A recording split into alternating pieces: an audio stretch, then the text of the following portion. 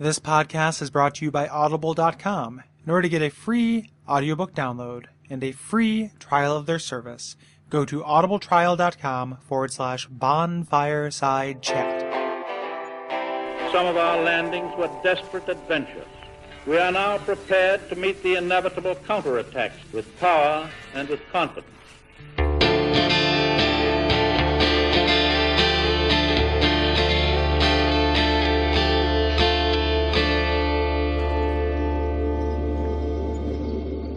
This is the Nexus.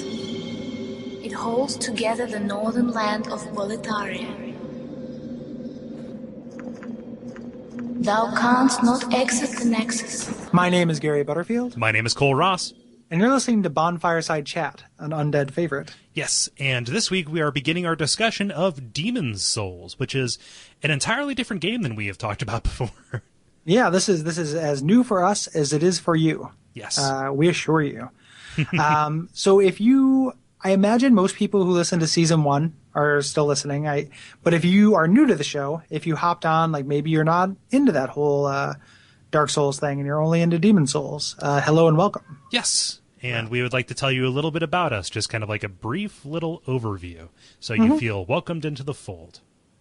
Yeah, absolutely. So my name is Gary Butterfield. This is Kole Ross. We podcast together. We are doing an in-depth look at Demon Souls, kind of area by area, going through talking about the lore, talking about the, individual kind of set pieces, bosses, enemies, mechanics, and doing a really, without patting our own back at all, I feel like Bonfireside Chat is as close up as I've seen a game podcast be to something. We're real zoomed in. Yeah, it is very zoomed in. Yeah. So, and we're going to try to give the same treatment to Demon Souls as best we can. Yeah. So, like Gary said, we're picking an area for every episode. We're proceeding in kind of a strange format, which we'll kind of like talk to a little bit later. But if you want to go to Duckfeed.tv/bonfireside chat, you can see a list of the episode breakdown as it's kind of like filling out. Additionally, on episodes, we're going to have guests. For this intro one, we're just here by our lonesome, but we've got some people lined up, some exciting people, for most of the episodes so far. That's something that you can expect kind of going forward here. Yeah, so we're slaves to a system, both of us. So we're going to keep the format the same. Yeah. Bookending with individual episodes and bookending with tutorials and hub areas. Yes. And then kind of endgame areas the same way. Mm-hmm. Yep. Additionally, like most podcasts, we do like a listener interaction kind of thing. Those are not in the main episodes. We actually give those their own episodes, which we call the appendices, which come out the week after a main episode. So if you would like to respond to this, it's a little bit weird, but yeah, we'll let you know at the end of this and also on the appendix. Right. It's pretty much like the show is weekly. Right. And then finally, we just want to say, because of the way that Demon Souls is structured, it does not lend itself well to being cagey about spoilers. Right. So we're not fucking around with spoilers for this game, by which I mean we are fucking around with them, by which we mean they are going to come out of our mouths as we say them. Yeah. So we're going to say spoilers in the game. Yeah, we can't guarantee that you're going to play through in the same order that we're talking about them. In fact, talking about the orders in these and talking about the levels in this order is not like advisable, like actually playing them that way. So just because we can't be sure, we have to say, I would probably, I personally won't go too far into like what happens in 1.3 and 1.4 and the end game until the very end, but there are things that we're going to have to allude to. Right, and there are things that kind of some of the pieces are set up for that end game, so we'll talk about it. I mean, we're not going to do our final kind of take on the game there. The other thing, too, is the reasons why we're doing it in this order and the reasons why you would not want to play in this order will become clear with any luck. It was not a decision that was made haphazardly or without a lot of thought. So we spent a lot of time kind of considering how we were going to tackle these areas. So, trust us on it. And you've probably already played it. Yep. But in the rare case that you haven't, we'll talk a little bit about how to approach the game. Yeah. And in kind of like the weird little corner case, if you have played Demon Souls but not Dark Souls, or if you have played neither and you're trying to do Demon Souls first, we're probably going to liken certain things to Dark Souls or make references to things that are in Dark Souls. But that shouldn't dilute your enjoyment of either game too much. Absolutely. Yeah, we're definitely taking this because that's how we played them. Right. Cole, I know you dipped your toe in Demon Souls. Was it before you played Dark Souls? No, it was after I'd played Dark Souls. Yeah, and I played Demon Souls after I'd played Dark Souls multiple times, so I know less about this game. My points of comparison are Dark Souls, so we're kind of approaching it that way just because, like everything we do on the network, we're very experiential. Mm-hmm. So it's very much about the experience we're having rather than trying to purport a objective truth. Right.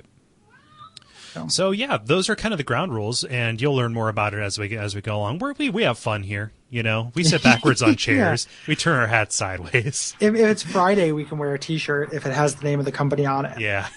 So the otherwise, it's strictly business formal. Yes. Otherwise, so tuxedos and tails. Yes. Only. It's a black tie office. There's a strict demerit system.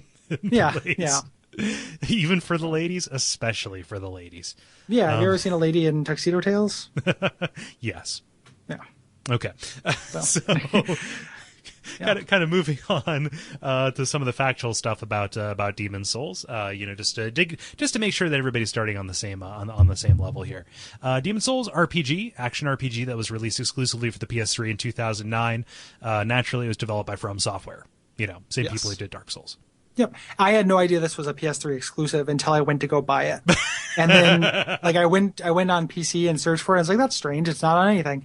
And then I went to a GameStop and was looking through Xbox titles. And I stopped just short of asking the clerk where the Xbox version of Demon Souls was. Yeah. And then it did cause me to buy a PS3. Caused. Yes, it was. And this game, so it's sprung from Sony's desire to work with From to make a game that's like Kingsfield, but not actually a Kingsfield game, since doing so would restrict them creatively. The Kingsfield game are they're very set as well. Yeah. So they decided to do something totally new. Right. So there's like a little bit of like a weird licensing thing in that Sony published this in Japan, so they own the rights, and that's why Dark Souls isn't Demon Souls 2, et cetera, et cetera.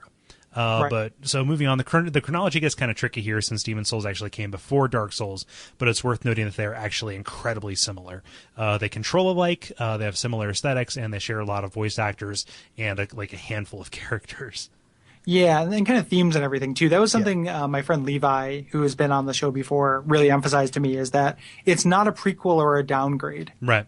To Dark Souls, and I agree with that too. I think if I had to choose one, I would choose Dark Souls, but they are both just really excellent standalone products. Right. Even though they are similar, Demon Souls is different from Dark Souls in a couple of ways, which we're going to talk about a little bit later. But the primary one is that how the worlds are structured. So instead of being a big open world, Demon Souls is presented as a series of discrete stages that you can take on in pretty much any order. Which is part of why we're doing the show the way we are. It's like it's a weird reverse. We'll talk about this in the 13 key differences segment. Yeah. So hold on to your hats for that one. Oh boy, salivating in anticipation for 13 key differences.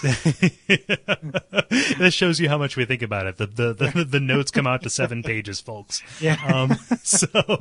And if you are playing along, or if you are interested in getting a hold of the game, we would ask that you consider doing it through our Amazon link, which is at Duckfeed.tv/tipjar.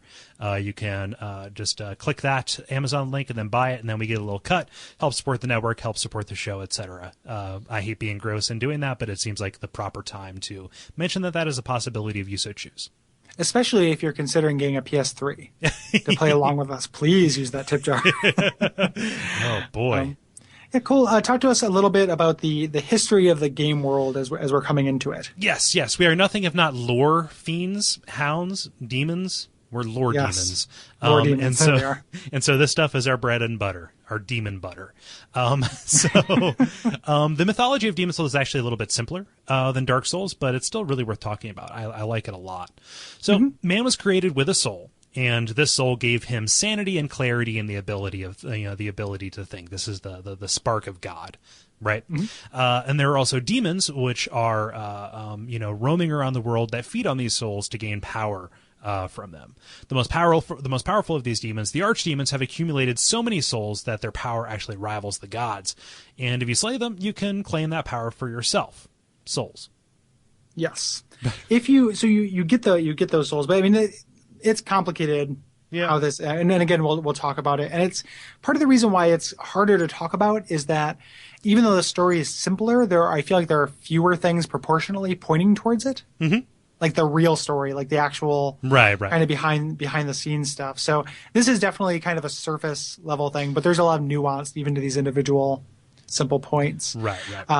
So demons kind of come and go throughout history, but things got crazy when King Alant XII started using soul powers to bring prosperity to his kingdom of Boletaria. The bill eventually came due when a colorless fog started creeping over the land, cutting Boletaria off from the rest of the world and unleashing a serious demon infestation. Yes. So turns out Alant's dealings awoke the Old One, a terrible tree-like monstrosity that slept below the Nexus, a place of great power in Boletaria. His coming started a demon soul feeding frenzy as entire kingdoms were wiped out. Right. You definitely get the impression that this, the Old One, it was there before it was put to sleep. Like this is a cyclical thing. Right. Like he's essentially like a gigantic cicada. Right. That, if you do the wrong thing, you bring out cicada season. And that's where the main character comes in. There are several heroes that are kind of sent in to save Boletaria. And you are one of them. However, you're slain on the way into the kingdom, and your soul is captured and bound to the Nexus by the mysterious Maiden in Black.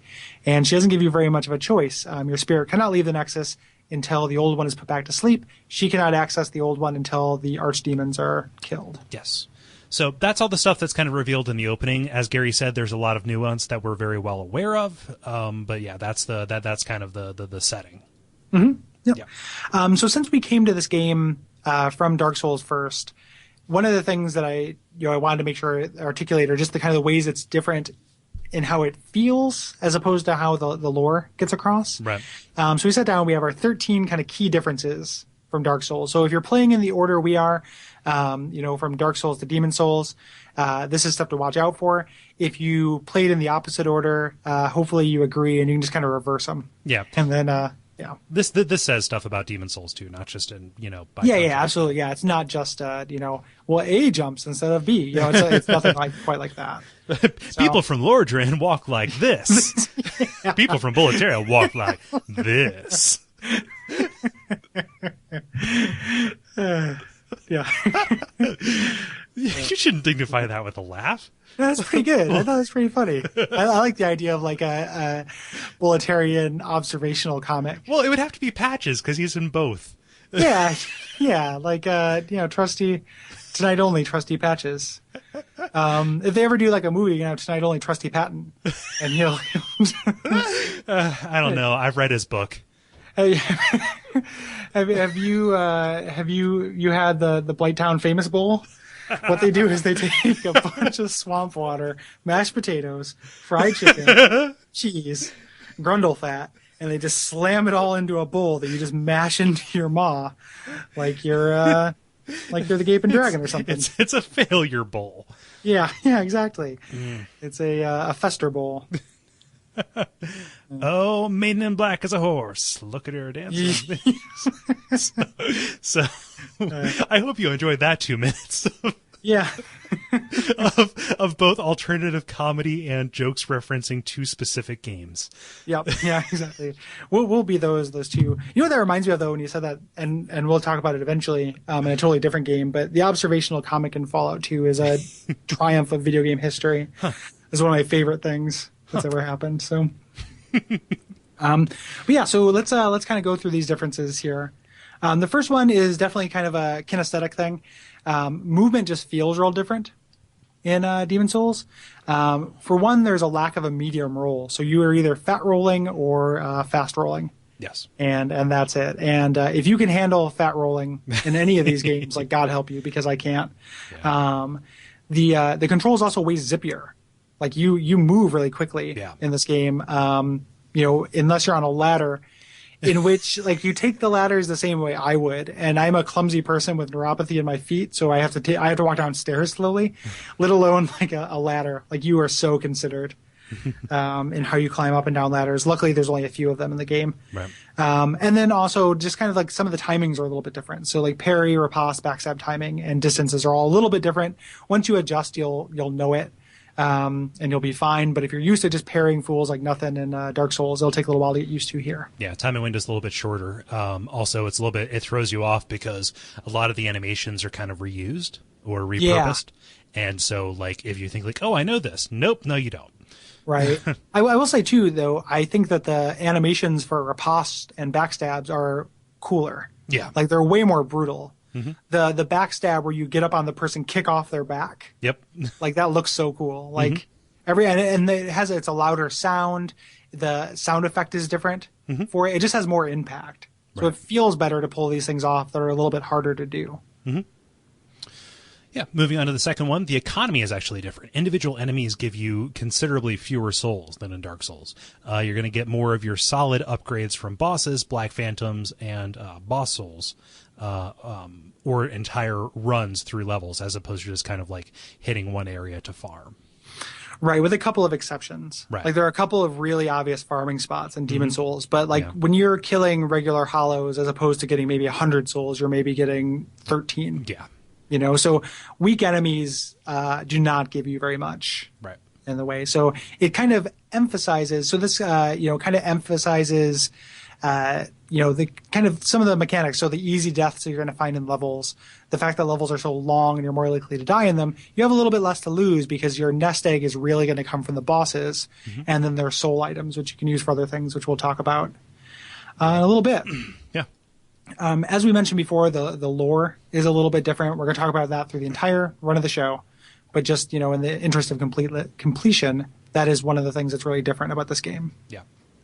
Different tone to everything. Yeah. Moving on to number 4 here. Most of the levels are a straight line, more or less. If you play Dark Souls, think like the Painted World. Even if this line is kind of like winding and circuitous. There are fewer shortcuts, and the levels are actually like a lot longer. Than they were, than they are in Dark Souls. Damn, that chronology is going to trip me up every single time. The journey from the Archstone of the boss to the boss is often long, and not every trek has a shortcut, which is a big, difference because Dark Souls is kind of all about shortcuts. It feels kind of like Metroid-y in that way. Learning the most efficient path for you to travel through a long level is actually really, really important in this. Right. So in Dark Souls, every once in a while you are graced with a bonfire that's right before a boss.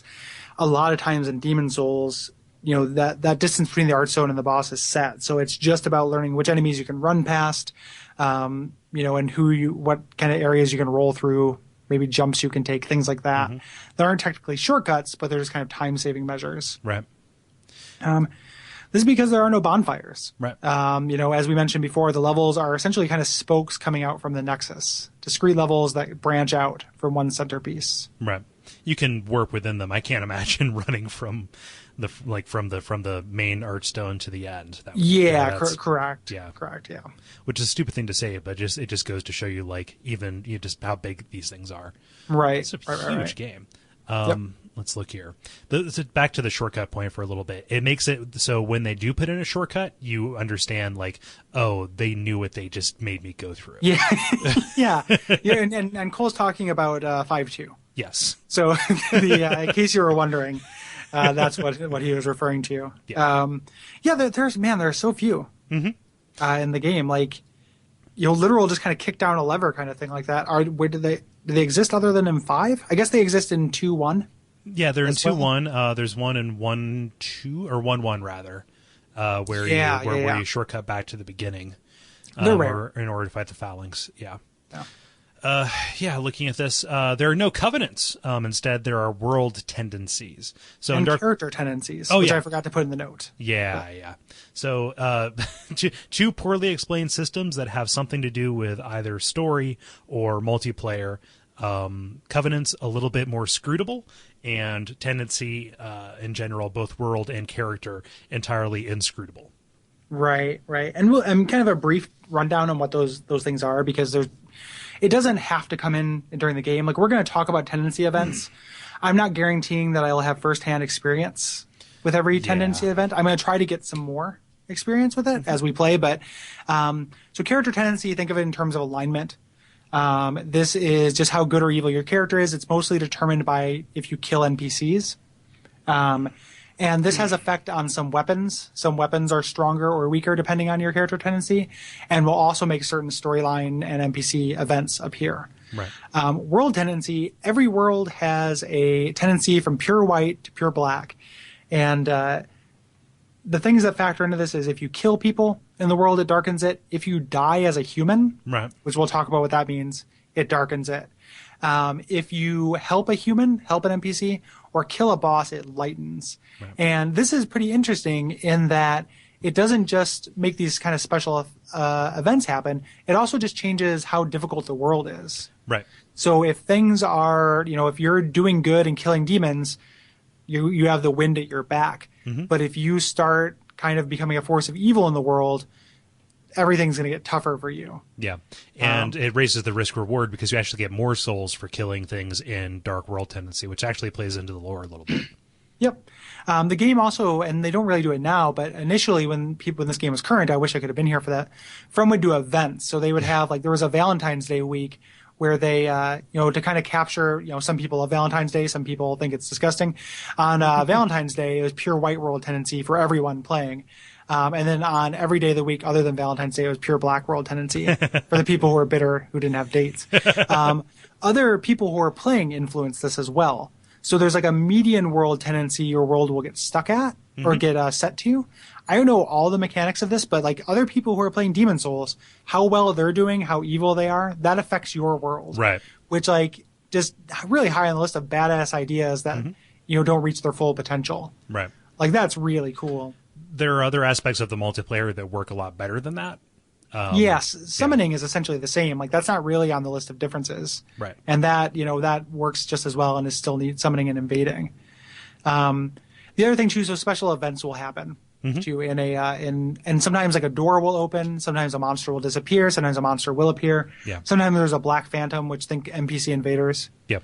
From Dark Souls. And like I said, we'll talk about those when they come up. I don't have experience with all of them. Yeah, there's a special kind of demon that pops up in certain maps too. If you're a pure black, which looks really creepy. It's a big slug monster. Yeah, big tick kind of thing. Yeah.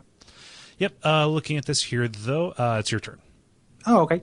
So the upgrade system is much more varied, but much more challenging and kind of inscrutable. Yeah. So instead of having a few sets of upgrade paths, I think there are 15. Yeah. Something like that. And they each require a different stone. They require greater quantities of them. The stones are harder to get. There are fewer of them you can buy from merchants. Yeah. And the way you get them is through crystal lizards, the same way there was one path of getting upgrade materials in Dark Souls. But now they are only done, essentially. There are many stones that are only available through crystal lizards. Mm-hmm. Or I guess primarily. I think you can get most of them as rare drops. Yeah. From things. Yeah, I never really hunted for crystal lizards. I just killed them when they were there, and I got access to most of the paths that I wanted. It depends on what paths you want. I find the least, or I didn't hit my mic. I find the path of least resistance is to upgrade along the path that you have the materials for. Yeah. So kind of put the cart before the horse. And the way crystal lizards work is really weird too. So they have a crystal lizard will appear once and you have one chance to kill it. If you kill it, that counter goes down. It's dead. If you miss it, that counter goes down. But every time you kill a demon in that entire world, the counter goes up and the crystal lizard will appear again. So it seems very limited. However, in any given world, you do have, you're killing 3 demons and the crystal lizard is there once. You have 4 chances to kill the lizard. Right. And so it's not actually that limited. It just seems amazingly limited when you first learn about it. Yeah. And they're hard to kill. They're trickier to kill than the ones in Dark Souls. They run away quicker. They teleport away faster. Yeah. This is in comparison to the geckos in Dark Souls, which served a similar purpose. Yeah, and they're similar. And the model for the crystal lizard actually appears in Dark Souls. Mm-hmm. It's as a content. It has all the AI and stuff and will move around. Also, when you're upgrading things, you can't upgrade armor. Right. So armor is a lot less important in this game. There are fewer sets of it. It doesn't feel like it makes quite as big a difference, as it does in Dark Souls. Yeah, it's mostly aesthetic and then for your roll. Yeah. Like just, pick the roll you're comfortable with, which is fast roll, and then wear the heaviest armor you can for that. Yeah. You think looks okay. Correct me if I'm wrong, but there's no poise. Yeah, there is no poise as well. Good point. I missed that in this. Yeah. There's no poise. There is a deflection stat that is on shields, which I think is new, which is how someone can attack your shield, and if you have a high enough deflection stat, it will stagger them for a moment. But that's the closest thing it had. That's what it kind of swapped out. Right. From Demon Souls to Dark Souls. So Which, there's no poise. There's no reason, to really stack up on armor and move slowly, except that you'll be able to tank a little bit more. yeah. Which, it's good that they did that because, keeping your sole, defensive stat or one of your important defensive stats only on the shield discourages shieldless play. Yeah. Yeah. But looking at this here, moving on, speaking of shieldless play, if you do that, you're probably going to have to heal yourself a lot, which is good in this game because restorative items are, in fact, unlimited. So compared to in Dark Souls, where you had an item called the Estus Flask, which had a certain number of charges kind of per life, per resting at a bonfire, you actually have different kinds of grasses and spices. We'll get to that in the next one here. So, you can actually get through anything by just kind of hoarding healing and magic items. So you're more likely to heal by actually being stun-locked or one-shotted, or by just not having enough time to heal, as opposed to kind of did I optimize my path in order to kind of conserve these things that are going to replenish, but will run out and be finite. Or that you need for the boss. Yeah, I suppose so true. On my first run through Dark Souls, it was a lot of going through the areas over and over. Was a lot about getting good at it, so I would have enough Estus to heal through the boss. Yeah. It really changes the way you play because now when you're making those runs, you're avoiding stress points. You're recognizing points that you're likely to die, kind of regardless of how many healing items you have, because you have unlimited healing items. But this is a drop, or this is an enemy that can one-shot me, or an enemy that can stun-lock me, or a big group, or something like that. And you're learning to avoid those or how to deal with them. Mm-hmm. And then there's also a little bit of an attrition factor where these grasses, as much as you start the game, pretty rich in them, in the low-level ones, the high-level ones are expensive, and unless you want to farm, you can't literally afford unlimited. It's an option, but you are making kind of a trade-off to get that resource. Mm-hmm. So kind of tying into that, magic is now limited by MP rather than a limited number of casts. So being able to restore your magic means that if you're just firing magic missiles, you can fire as many as you can afford. Some of the balancing they'll do, some spells have really, really high cost. So you're kind of limited in how many spells you can cast, but again, that's just between refilling your magic points. Yeah. Magic restorative items are more expensive than health restorative items. Mm-hmm. So again, it's a little bit greater of a risk reward. But when you are casting a real kind of boss destroying spell, you can just bring some grass, and it makes the game about finding the time to use it, as opposed to just having a limited number in the first place. Right. So that kind of has this effect of making magic builds incredibly powerful in Demon Souls. Yeah. They were already pretty powerful. Not already. They are pretty powerful in Dark Souls. It's actually much more so the case here, especially if you roll as a particular class at the beginning, which has a ring which recharges your mana. Yeah, which you can get with another class fairly easily too. So if you're a magician, you can get items that do that. And there are a lot more items that kind of, not a lot more, but there are plenty of items that kind of have meta magic feats and change the way you cast spells. So playing a sorcerer in Demon Souls is really fun, but you are really OP. Right.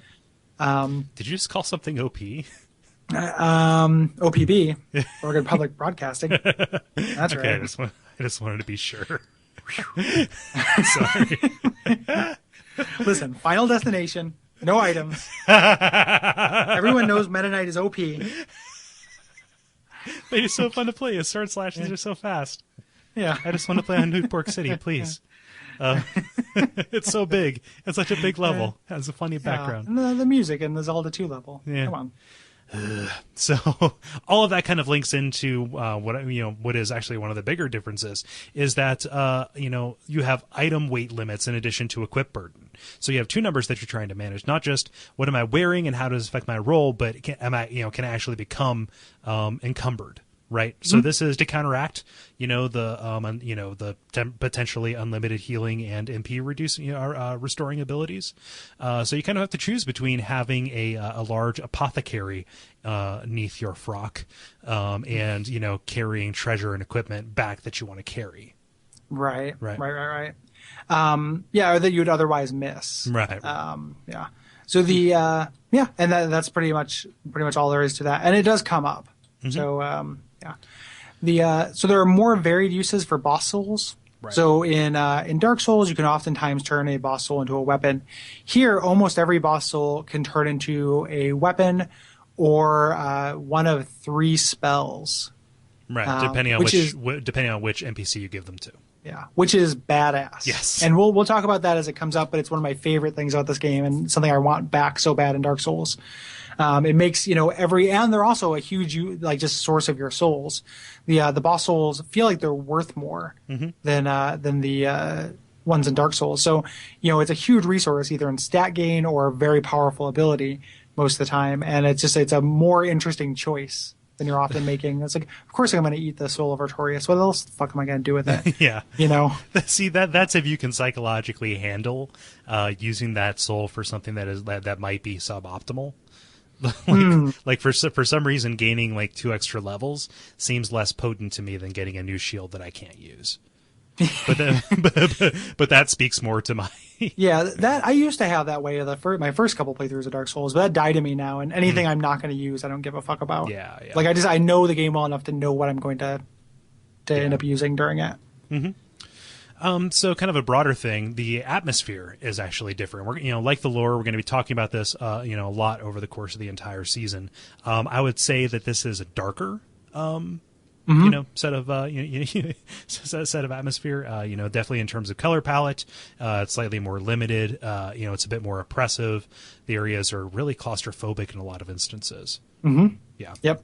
I would agree with all of that. Yeah. Definitely feels a little bit different that way. A lot of times too, they're a little bit more consistent in larger swaths of the game. So you go through, all of World 2 and it has the same kind of color palette, which ends up being, a fifth of the game. Mm-hmm.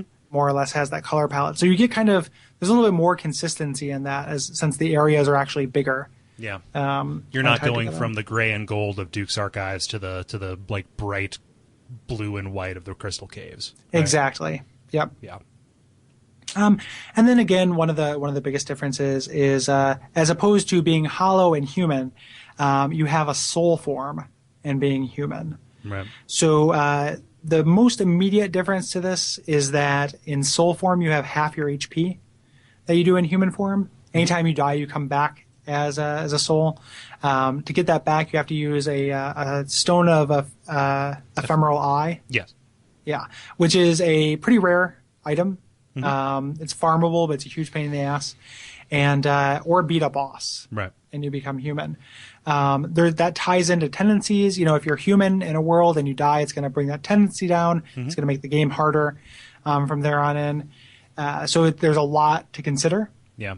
You're much better off just considering that your HP while in soul form is just your standard HP, and when you're in human, it's just double. Think of it as a buff. The fact that they just show you half of the health bar down, I think unfairly psychologically disadvantages you. Yeah. That bothered me so much the first time that I played it. It's bothered people a lot. After I played this, I went and watched the zero punctuation review on it because I sometimes pretty into that guy, and he couldn't get past that. He just thought, and I was kind of surprised because it's a wonderful game, and he just couldn't get over the fact that he felt so crippled by it. But it's not really the case. It also it ties into some other things too. Something I forgot about in this that's another one of my favorite things about Demon Souls that it has over Dark Souls is that when you're in soul form, you're quieter. Right. And that kind of with the availability of stealth items and spells means that stealth is a more viable mechanic. So viable. In Demon Souls, yeah. The equivalent of the Ring of Fog or the Slumbering Dragon Crest ring in Dark Souls, getting that in Demon Souls makes a huge fucking difference. Yeah. And there are huge areas of the game that if you want to play through, you can, just avoid enemies on the way to the boss, which lends itself to the fact that regular enemies don't give you, quite as many souls, that levels are so long. Like, it all ties together. Like, it is all of these differences create a very similar but unified separate work. Like, all these things kind of support each other. Right. And that, which is really impressive. Like, it's just a really, really well designed game. Yeah. And, there's a bunch of that stuff that we just kind of alluded to. We're going to talk about throughout this course of the game. I'm really excited to get to those. So why don't we jump right in? Let's do it. Let's start out with the intro here.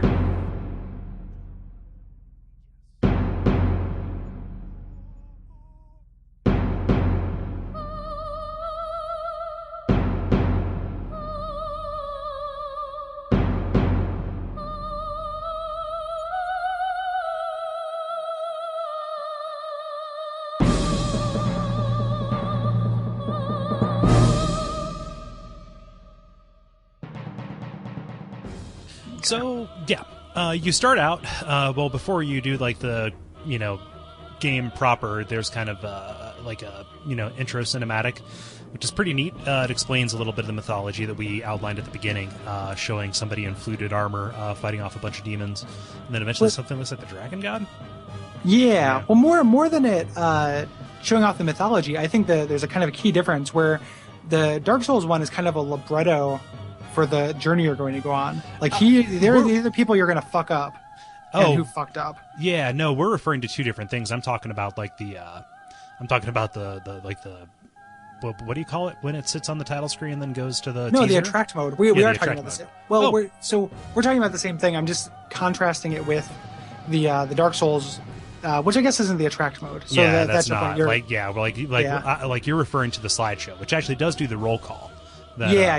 You're right. You're right. So there is the equivalent, but one of the things. So I guess this is just something that Dark Souls doesn't do, is it gives you like a gameplay libretto. Right. Like, this little attract mode thing is showing you what fights are like how dangerous it is to get surrounded, how you can summon help when you're in trouble, like the kind of scale of the bosses you're going to fight. Like, it's a really cool, like, it's a real pure use of attract mode because it looks badass. Yeah. Like. Yeah, so you get out of that and you start your character creation. Kind of another worthwhile note in this is that you get a little bit less information about the choices that you're making in character creation mode. They've got the usual, like, how hideous of a person can you auto-generate kind of thing. But you choose from a class, but it doesn't tell you much aside from giving you their character sheet. Like, it doesn't show you what their unique gifts are, blah, blah, blah. Right. You don't get to see their equipment. Right. Yeah, and it's and there are more classes, and there are a couple of, like, really interesting ones. A couple, like, hybrid classes built in. Right. So opposed to being a sorcerer, there's a thing called the Royal, which is kind of a sorcerer fencer kind of character. There's a Temple Knight, which is kind of a warrior cleric hybrid. Like a paladin.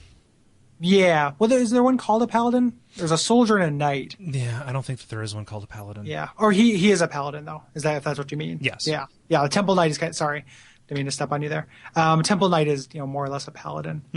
So, and they all start at different soul levels, similar to, Dark Souls. So you're kind of making a choice of how many of your upgrade choices have been made for you when you start. Yeah, and just like in Dark Souls, your class doesn't really matter aside from your starting equipment and, again, what Gary just said, what kind of upgrade choices. So, Gary, what character did you roll at the beginning, and then what character are you rolling for the playthrough for the show?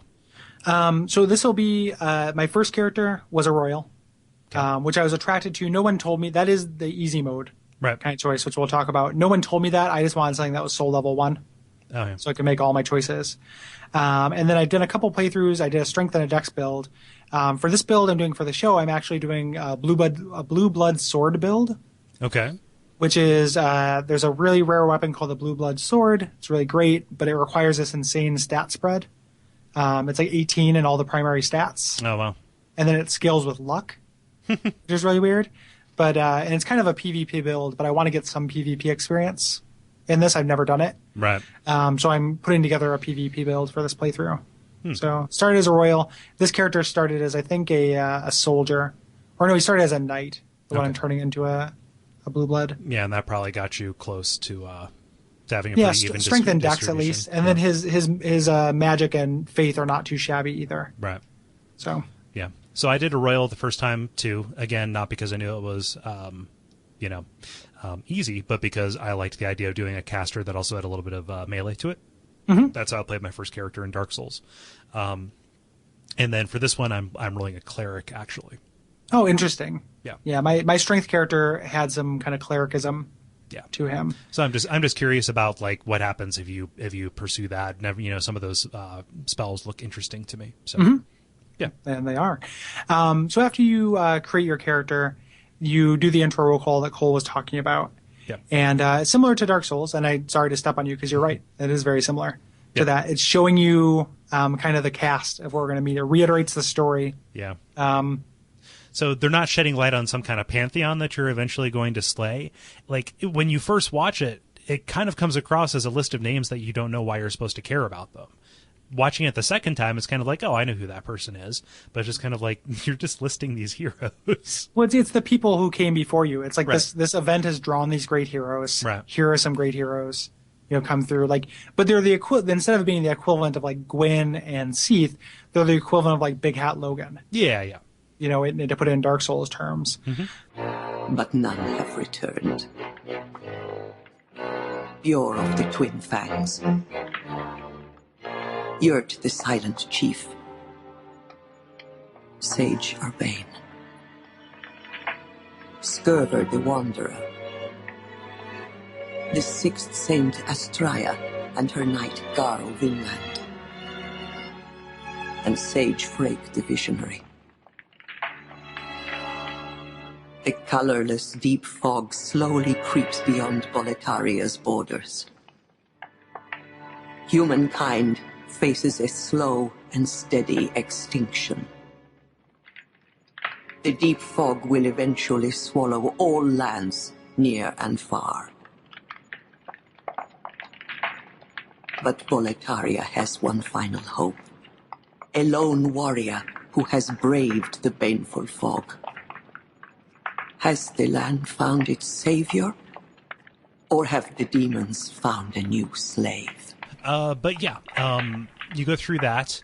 It does give just kind of like a little bit of context. This is where it tells you about King Allant, who you really just kind of hear about in hushed tones up until the end. Yeah. And essentially what we already said, like he has, unleashed demons upon the land. Yep. And they're making everybody crazy. Yes. Yeah. Demon butts drive me nuts. You're making me crazy. And at the end of this, before your character, who I like the fact that he is kind of like an ambitious adventurer. That gives a little bit of like drive and motivation for him or her to be there, as opposed to just kind of being some kind of prisoner messiah who is just doing this because why not, like in an Elder Scrolls game, or like Dark Souls. Yeah, that's what I'm referring to. Yeah, just in comparison there. Yeah, But so in between that and actually being able to play the game, you hear from the Maiden in Black, who kind of ends up being your primary NPC, like quest giver kind of person. Also, the she's person real interesting. Yes. Yeah, and we'll talk about her at length, especially in the end game. Yep. Is when kind of all the birds come home to roost regarding the Maiden in Black. Yeah, but she pretty much lays it out. She says, like, you are here to put the old one to rest, or at least that is what she is tasking you with, right? Yep. Really striking design on the Maiden in Black. Like her eyes are kind of cocked over. Yeah. With wax, they're occluded with wax. Yes. I say, which is like a From Software trope at this point with Hawkeye Go. Yeah. And like she looks really neat. Like I'm a big fan of the Maiden in Black. I like her voice. I do too. I was just about to say that. Yeah, kind of like Russian. It's Icelandic actually. Her voice actress. Yeah. Yep. Like Fran in Final Fantasy 12. Yep. Very cool. Yeah. But yeah, real cool. We'll get to her like when we actually get to the Nexus. She kind of dicks you over. But yeah, you start out like actually playing in the tutorial kind of on what I am calling the outskirts, because it's never actually named. It's like the outside of Boletaria as you are venturing into the colorless fog. even when you can get to kind of high ground and look around, It's like, see, it's not really clear where it is. Like there's kind of really cool Yes album covers yes. in the background of some things, but there's no real indicator to locate this area in space. Mm-hmm. So Yeah. Like playing through it now, it kind of like reminds me a little bit of the Shrine of Storms, but like even that like has a more striking kind of visual aesthetic than this. yeah, and part of that's just kind of a color palette, like a washed out color palette, which a lot of the Shrine of Storms has. Mm-hmm. And this area has that as well. Yeah. The game is teaching you how to do everything via the on-ground developer messages. That has stayed. The way orange soapstones essentially, it's not an item now. Just you hit select. The messages are different, and it's a much more robust messaging system, which I really like. Mm-hmm. Like and we'll talk about it next episode. But like when somebody says beginners should try this area later, like uprate them and follow their fucking advice. Like having that, imagine having that in a Dark Souls, like that's so direct and so helpful. Right outside the catacombs. Yeah, exactly. Beginners should try this area later. Like, thank you, mysterious internet person. Yeah, and it'll have like 4,000 ratings because connectivity works in Demon Souls. Yeah, so. Because it's one system. Yep, exactly. Yeah. But yeah, it introduces you to the combat by kind of pitting you against an escalating or a series of enemies that kind of escalate in complexity, starting with the Dreglings, who are kind of the people who are most far gone, kind of zombie-like, that just slash at you furiously with their daggers and torches. I guess there are no torch ones. On the outskirts. And then you fight your way through a lot of like brown castles until you get to like armored enemies with swords, and then finally the Blue Eye Knights, who are kind of like the Black Knights, except a little bit less tough, and then the crossbowmen. Each of them are teaching you something too. Yeah. So like you start out fighting one Dreadling, then you fight two of them. Then you fight a like a knight who's got a shield. Then you're fighting a guy who plays really defensively, like one of the Blue-Eyed Knights, which is teaching you to two-hand your weapon to kind of break their guard, playing into that kind of that deflection mechanic that we don't totally understand. But if you hit their shield enough two-handed, you can break through their guard. Right. And the tutorial messages tells you how to do that, but they ramp up really well in teaching them. And the area is like pretty interestingly laid out too. It definitely kind of forms a template for the kind of interior of a castle that you'll be spending all of Boletaria in, which is really cool. The thing that I don't like so much about it is that it forces you to use an archstone to just transfer yourself to an arbitrary location. Point within. inside. Yeah. Like I get that that's teaching you that archstones teleport you, but like that's like an intrinsic part of the Nexus, and like it just kind of seemed like, oh, we kind of designed ourselves into a corner here. Let's put this here. Yeah. And they didn't need to design themselves into a corner. Like there could easily, instead of like that big Yes album cover, there could have just been the next place you go. Right. I would agree. And I'm a fan of Yes album covers. No, of course you are. Like you're not mad. Usually, we talked. I'm sure it's been a show note before that episode of Venture Brothers. Yep. Perchance the Dean, where he starts flying through the Yes album covers. What about this one, Dad? In the Court of the Crimson King, do you want to be an evil scientist? Yeah, exactly. Yeah, so good.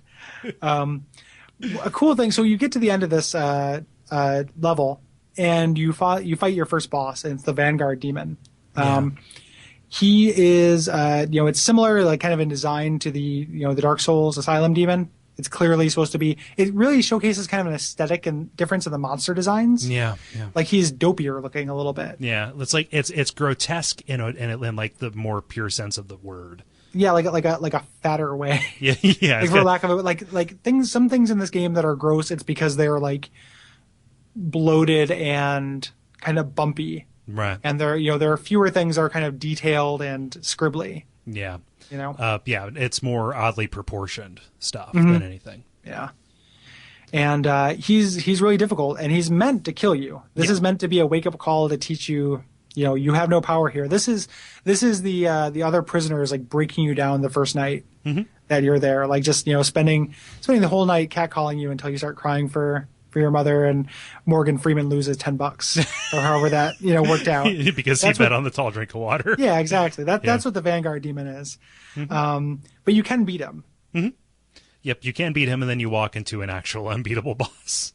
Yeah, do you understand that? No, not at all. Because beating him takes you there. Like you get an item, like you get a couple like resources, but it's really weird. Yeah. It's kind of like a, oh, you're going to beat our unbeatable boss? Well, fuck you. Here's an unbeatable boss. Like, it's a little bit nya I on like behalf it. of the developers. I like it for that, though, just because they're kind of like, okay, yep. Yeah. It's also not it's not a totally new area. It's not merely that. It's a preview of something to come. Yeah.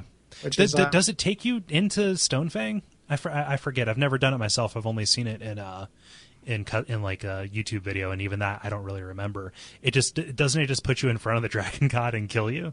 There's kind of stuff around there. Oh. So it puts you into a little arena. I don't know if it's actually matches up 1-to-1 with the Dragon God arena, but there are things you can pick up there. Okay. There's some stuff you can get as kind of a bonus for killing the Vanguard. I've never beat him. Neither have I keep trying it, and then I just don't want to reset when I fail. The arena is so cramped. Yeah. The arena is cramped, and you do a lot of very little damage. Mm-hmm. So it's kind of it's a little bit like fighting the Asylum Demon with a sword hilt. Like not quite, but you just do very little damage to him. So I can hold my own for a long time, but then I just misjudge a roll, and he one shots me. Mm-hmm. Which he will do. He hits like a truck. Yep. Yeah, he hits really hard. Mm-hmm. So when you die, you get this little cutscene of your soul kind of. You start hearing a voiceover in blackness, and it's the Maiden in Black. And I'll go ahead and cut that in now because it's great. Yes. And it's her bringing you back to life, and you are in the Nexus. Yes. And she kind of explains to you as you are coming to on the awesome clockwork glass floor of the Nexus. Yeah. I love the design of that place. Holy shit. Oh, the Nexus is wonderful. Yeah. I like Firelink. Don't get me wrong. Yeah. But it's no Nexus. It's so good. But she's kind of explaining to you hey, you are dead. And not only do you not just get to die, your soul is trapped here until you can finish my mission. Soul of the mind, key to life's ether. Soul of the lost, withdrawn from its vessel. Let strength be granted so the world might be mended. So the world might be mended. Yep, she's binding you. Yes. Your soul was falling to, to oblivion or what have you, and she's just sucking up people. Right. And doing it with multiple people, and it kind of is that diegetic explanation for why there is, why there are other people playing the game. Right. So it's similar to Dark Souls. Everybody else who's playing Demon Souls exists in your world, and those are just other people who are anonymous heroes who tried to make it into Boletaria, and she snared their souls. Mm-hmm. So pretty neat. It's a little bit more satisfying than time is convoluted in Lordran. Totally, they never play a time is timey-wimey nonsense at all. Right. It is just it's just her, capturing people until they can kind of do this mission for her. Right. So there's one thing that kind of throws me off about the Nexus. This seems like the center of the universe to me, but they only ever claim it as the center of Boletaria. I think it's just think of it as a supernatural prison. Oh yeah. As opposed to just think of all of the glyphs and kind of huge statue and everything like that as elements of a prison. Yeah, but it was also used as the reason it's called the Nexus, I believe, is because the Archstones were put up to facilitate travel across the land. The Archstones are, I think that's one thing they can do, but they're also there to bind the Great Old One. So the reason I think that they are. That the Nexus was just kind of the thoroughfare was that because this is where the primary Archstones lead. They go to these different disparate places that could be entirely different kingdoms, but are still somehow part of Boletaria. Maybe as a Roman Empire kind of thing. So there's one Archstone that is broken. Conspicuously, it's the top of the stairs that leads to the land of the giants. And I think that that there's something that states that it was destroyed because people thought that if they destroyed it, that would stop the spread of the fog to their land. But I think it's said somewhere that it's wrong. That's wrong. Yeah, I don't totally know what's going on with that sixth Hearthstone, but the idea of the Nexus as being literally a teleportation hub for people is unsatisfying to me because it doesn't make any sense for people to use it. You never see, everyone who's there now who is trapped. Mm-hmm. Imagine this world not wrecked and people heading on down to the Nexus to go visit the Tower of Latria feels really weird to me. Right. That seems a little too magic-y and doesn't seem like it seems at cross purposes with the design of the location. Well, it could be for priests and dignitaries and such. Yeah, maybe, but then they also put their sleeping god there. They put the old one. I don't know. Like the idea of stopping it to stop the spread makes sense to me, and the ideas are not mutually, exclusive. Like that idea can be true and still have it not just be about teleporting. I don't know. I swear I've read something that says that they're part of the binding. Yeah. So so if teleporting, center of Boletaria, if resting place for the old one, center of the universe.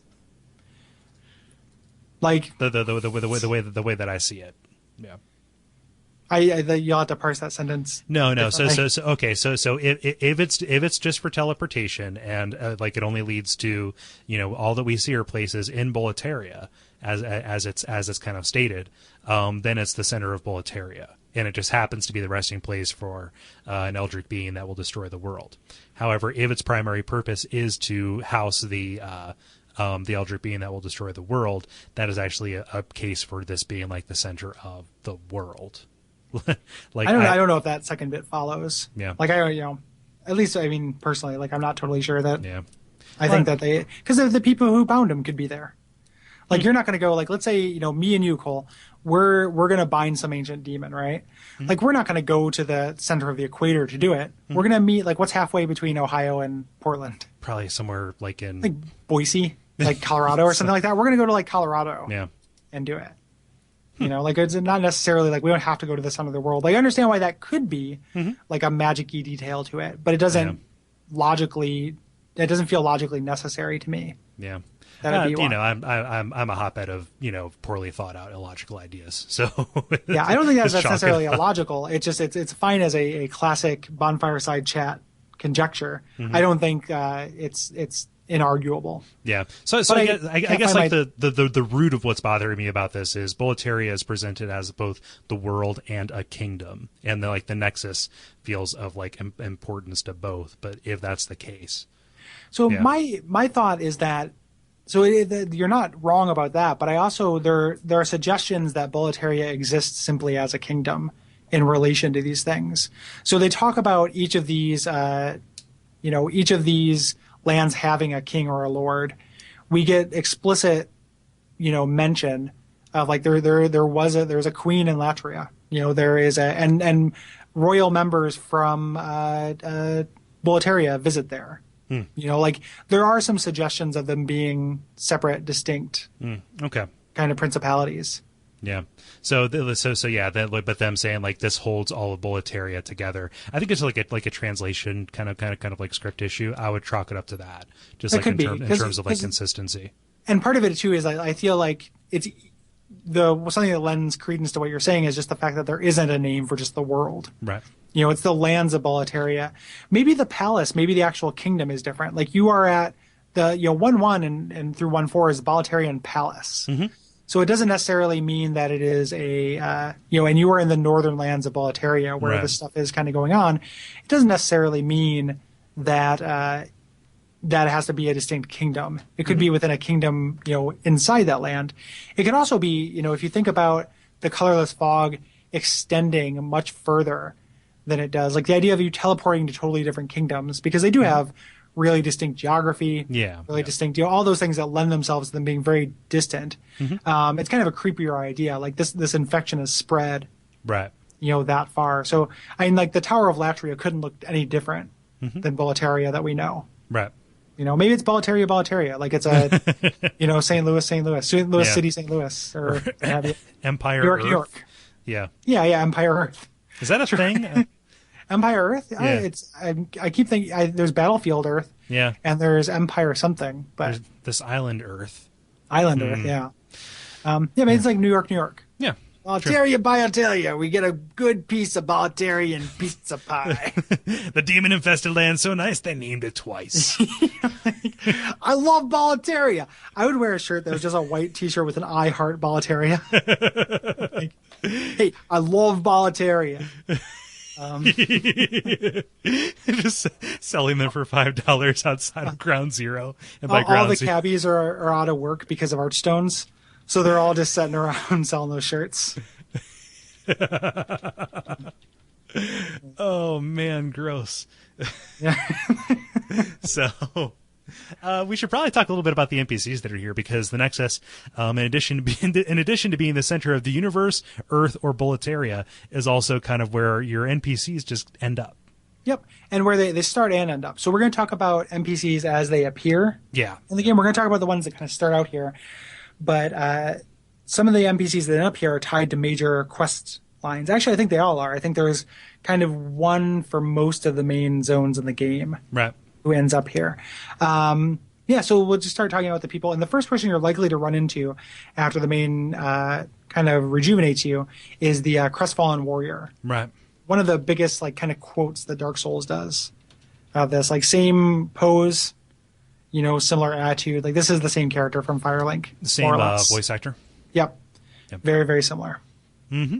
So this is something that I wish that I knew more about. He goes away eventually, but I'm not sure why.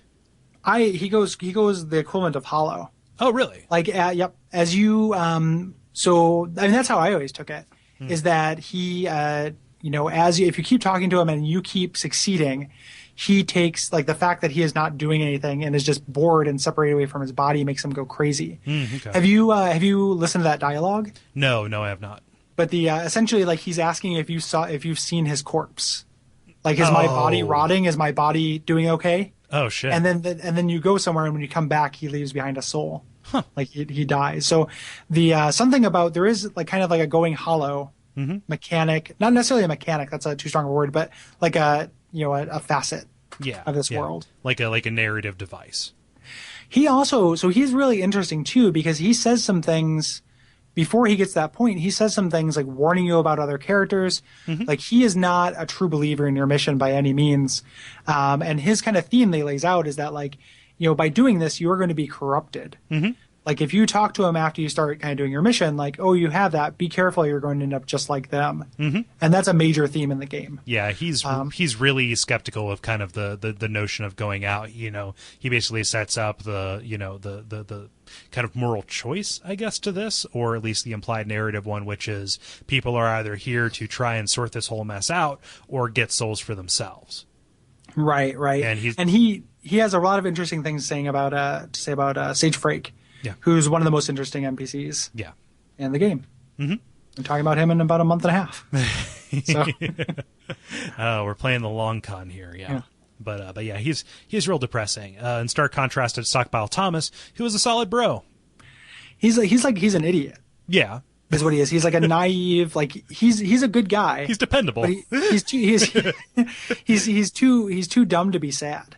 Yeah. Like he does not understand. See, I didn't circumstance. I didn't get that from him. He expresses regret over what he did. Like the fog came down and he freaked out, and he basically abandoned his wife and daughter.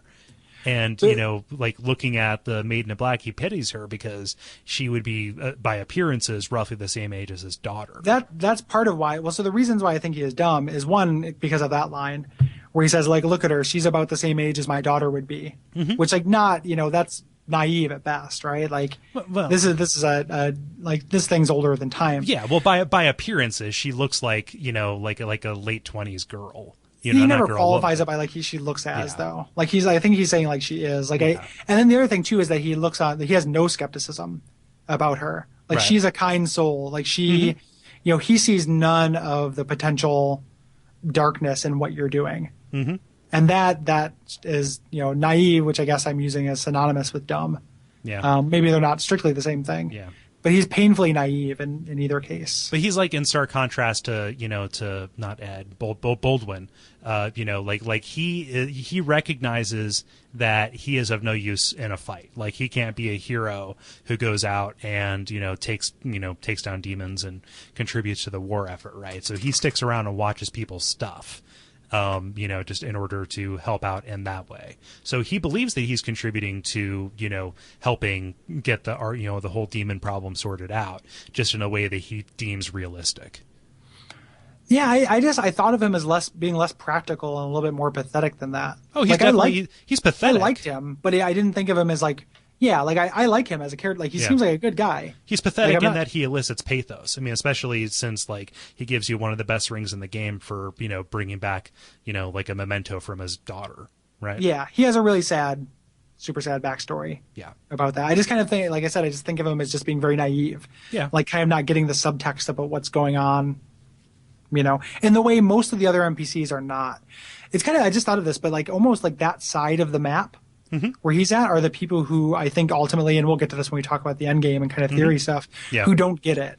Oh, and definitely. then the other side of the map is the people who do get it. The right side and the left side. Yeah. Yeah. Yeah. And it's also sad. Like, it's kind of interesting that like he flipped out. And then the idea of him just kind of being used by the Maiden in Black for essentially just to watch things. Like she, had to capture someone's soul to do this, and just kind of being used for all time is pretty interesting. But part of, I think, what, he's also nice to you, which is really rare in this game. Not quite as rare as it is in Dark Souls, but nice guy. Yeah. Yeah. Pro tip here, you can actually like leave your shards with him. They add up in terms of weight. I wish that I knew this before the point that I did. You don't have to have. Is that the point? Because that's what I would think would be the point. Maybe I'm not sure. I suppose I eventually looked it up, but even then, I really wish I knew earlier. Yeah. So that's why I'm telling you now at the beginning. If you're playing this now, just leave your shards with him whenever you stop back.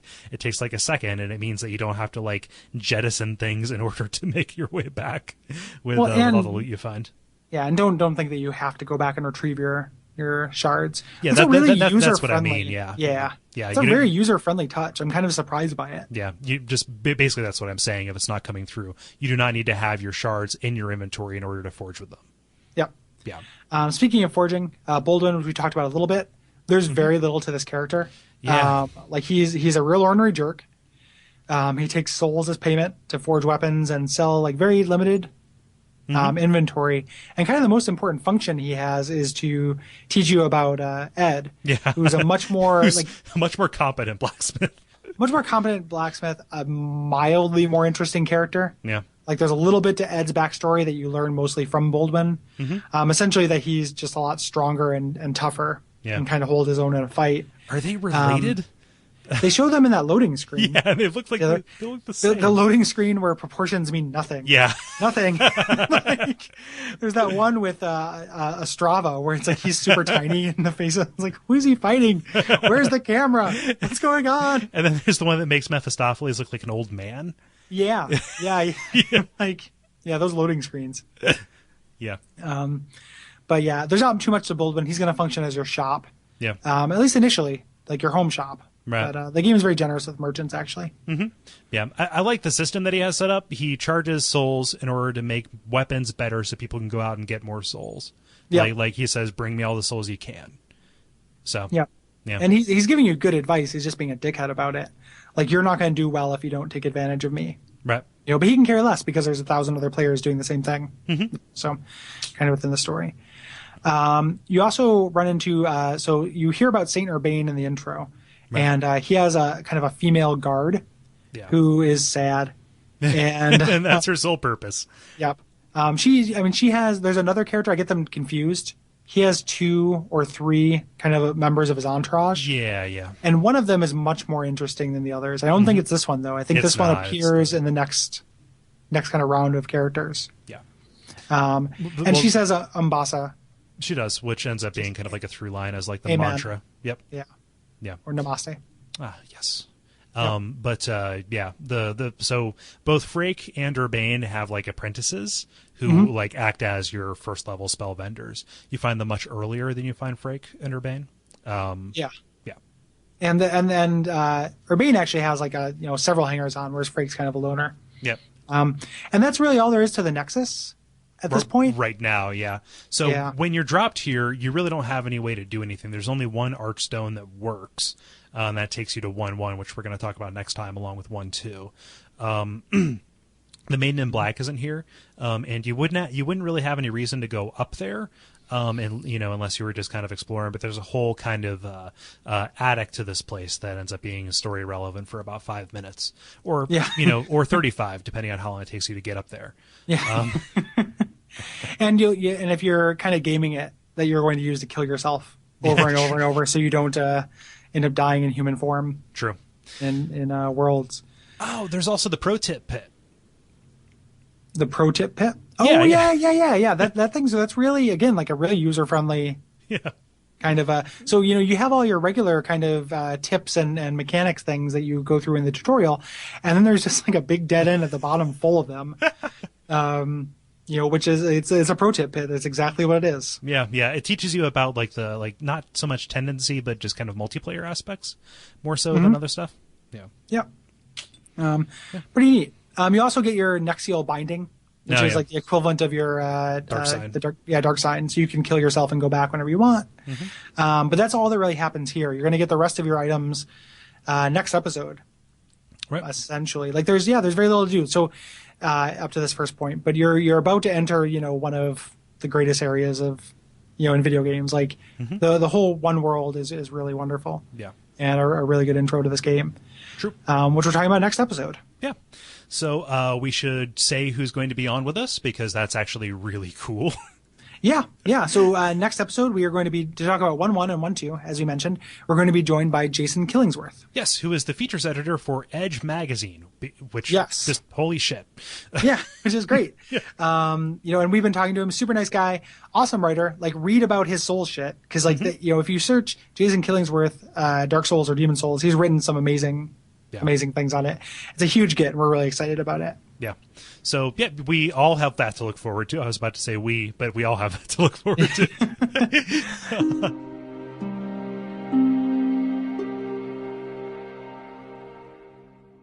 As we said at the beginning, this episode is brought to you by Audible.com. And for you, our dear listeners, Audible is offering a free audiobook download with a free 30-day trial to give you the opportunity to check out their awesome service. To download your free audiobook today, go to audibletrial.com/bonfiresidechat. Again, that's audibletrial.com/bonfiresidechat for your free audiobook.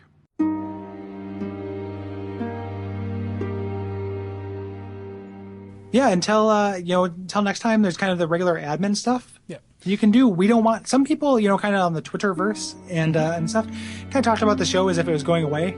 Now that we're done with Dark Souls. Yeah. Hopefully this doesn't mean, kind of a lag or anything like that. Like, we'd love to renew this new season with kind of a fresh swelling of if you haven't yet, jump on iTunes, give us some ratings and reviews and everything. We're not going anywhere. No. We've got stuff kind of planned through Dark Souls 2. Yeah. So there's, we're not taking any breaks. So realistically, this could go until 2015. Oh, even further, if that Demon Souls 2 rumor happens, like, we'll just keep going. As long as they keep making these games, like, we'll figure it out. We are bound to this Nexus.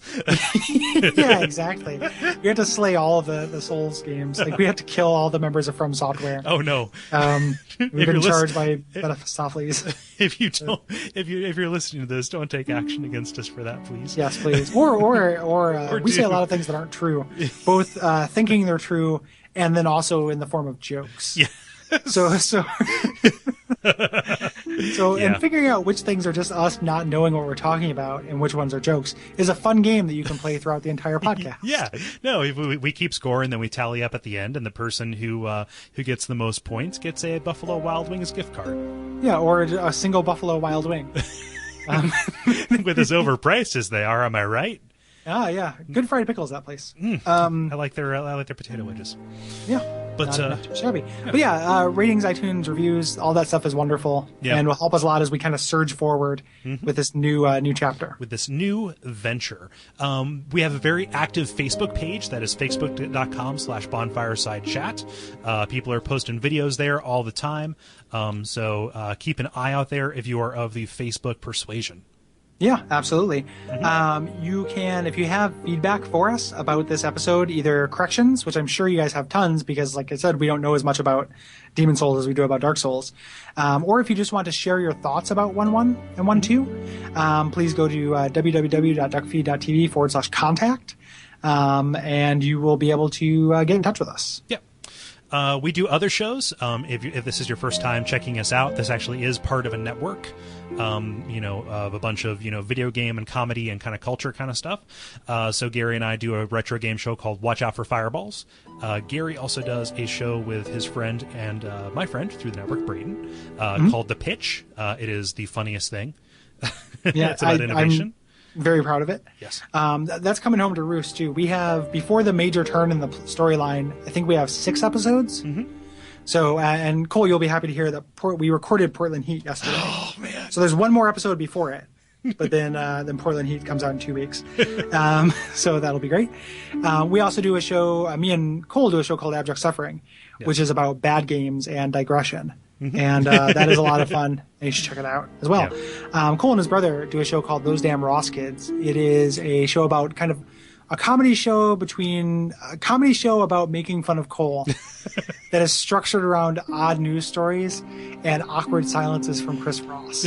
So if you imagine like a podcast constructed of all those elements in a big soup, that is what Those Damn Ross Kids is, and it is really fun to listen to. And then for the video game minded, if you want kind of like a roundtable audio magazine, news, reviews, what you've been playing kind of experience, there's a show called The Level that Cole does with some friends of mine through the network as well, who are all smart, funny dudes with good opinions about video games and well worth your time. I occasionally will be on that show as well. Yeah, and there's more stuff coming soon. Is that fair to say, Gary? That's totally fair to say. And I'll probably talk about it in the next episode. Sweet. The first one will be recorded by then. It's going to be so good. Yep. And then also, just while we're throwing plugs out there, because this episode's kind of short by our standards. Yeah. I do Let's Plays of Souls games and other things. If you go to the Watch Out for Fireballs YouTube channel, it's youtube.com/Watch Out for Fireballs. Mm-hmm. Various things. I just wrapped up playing Alan Wake. Yes. For it. And then I also do various themed Dark Souls runs. I'm just finishing up my no shield blocking Faith one. The next one I'm doing is new game, regular, Gravelorded from the beginning, only using magic. So I'm going to go through and never swing a punch.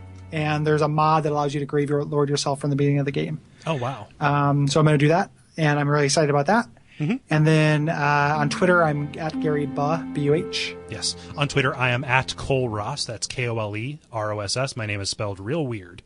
Yeah. Yeah. Exactly. And I think that's probably about all the admin stuff. SpookySkeletonPics.tumblr.com. Oh, thank you. Yeah, the best skeleton aggregation online. Yeah. Go check that out. I try to update that about once a week, at the very least. Yeah. And until next time. Umbasa. So the world might be mended.